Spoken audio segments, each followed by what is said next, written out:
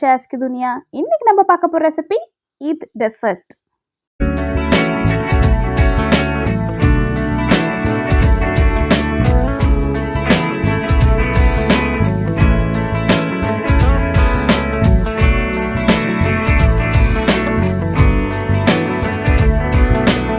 நம்ம ஈத் பிரேக்ஃபாஸ்ட்டு கண்டிப்பாக ஏதாவது ஒரு டெசர்ட் வச்சுருப்போம்.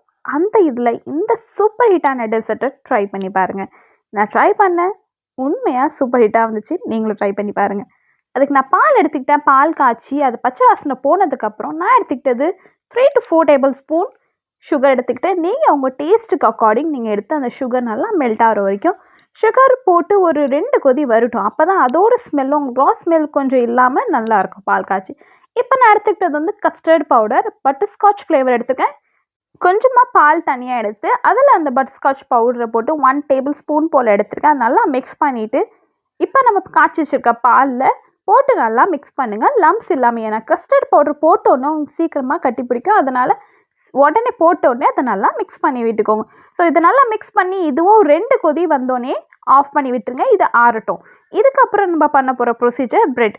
இதுக்கு மெயினாகவே ப்ரெட்டு தான். ப்ரெட் நான் எடுத்துக்கிட்டது 4 பீசஸ். அதை வந்து இந்த கார்னர் ப்ரௌன் இருக்குல்ல, ஸோ அதெல்லாம் நீங்கள் வந்து கட் பண்ணி எடுத்துருங்க. கட் பண்ணி அதை போட்டுறாதீங்க, அதுவும் நம்ம யூஸ் பண்ணிக்கலாம். பட் இந்த டெசர்ட்க்கு இல்லை, வேறு ஒரு டிஷ்க்கு கண்டிப்பாக அது யூஸ் ஆகும். அதை நல்லா காய வச்சு ஒரு மாதிரி ட்ரை ஆனதுக்கப்புறம் அது கிரைண்ட் பண்ணி நீங்கள் பிரெட் க்ரம்ஸில் கூட யூஸ் பண்ணிக்கலாம். ஸோ இந்தமாரி கார்னர்ஸை கட் பண்ணிவிட்டேன். இப்போ நான் ஒரு ஸ்மால் பவுலில் வந்து ஃப்ரெஷ் க்ரீம் எடுத்திருக்கேன். அந்த க்ரீமை வந்து பவுலில் போட்டு இதை நம்ம பீட் பண்ணி எடுத்துக்கலாம். நீங்கள் இதை பீட் பண்ணுறது வந்து நம்ம கேக்குக்கு பண்ணுற மாதிரி ஓவர் க்ரீம் திக் க்ரீமாக இருக்கணும்னு அவசியம் இல்லை. ஏன்னா இதில் நம்ம அடுத்த சேர்க்க போகிற இன்க்ரீடியண்ட் வந்து condensed milk. So milk mat இருக்கும்ல, அதை வந்து இது உங்களோட டேஸ்ட்டுக்கு அக்கார்டிங் நீங்கள் ஏற்றுக்கலாம். இதில் நான் வந்து 2 டேபிள் ஸ்பூன் போல் எடுத்திருக்கேன். ஆல்ரெடி நம்ம பால் காய்ச்சிறப்ப அதில் 3 to 4 டேபிள் ஸ்பூனில் சுகர் போட்டிருக்கோம். ஸோ இதில் 2 டேபிள் ஸ்பூன் நான் மில்க் மேட் போட்டு நல்லா இதையும் சேர்த்து பீட் பண்ணி வச்சுக்கிறேன். ஸோ இதோட கன்சிஸ்டன்சி எப்படி இருக்கும்னா ஒரு ஃப்ளோ க்ரீம் மாதிரி இருக்கும். ஒரு ஃபேஸ் க்ரீம்லாம் நம்ம அப்ளை பண்ண எப்படி இருக்கும், ஸோ அந்த மாதிரி இருக்கும்.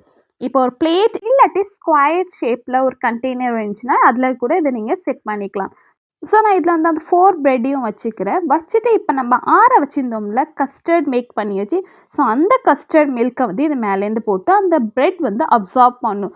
ஸோ அதனால் இதில் நம்ம அதிகமாக கஸ்டர்ட் பவுடர் போட்டு திக்னஸ் பண்ணிடக்கூடாது. நார்மலாக அதோட ஃப்ளேவர் அதில் இறங்கினா போதும். ஸோ இது நல்லா கோட் பண்ணிவிட்டு இப்போ நம்ம க்ரீம் ரெடி பண்ணி வச்சுருக்கோம்ல, அந்த க்ரீமையும் மேலேருந்து போட்டு நல்லா ஸ்ப்ரெட் பண்ணி விட்டுக்கோங்க. ஸோ இது கீழேயும் ஃப்ளோவாக இருக்கும், மேலேயும் ஃப்ளோ இருக்கும். ஸோ இதனால் நீங்கள் வந்து ஒரு ஸ்கொயர் டைப்பில் கண்டெய்னர் எடுத்துக்கிட்டிங்கன்னா உங்களுக்கு கொஞ்சம் ஈஸியாக இருக்கும்.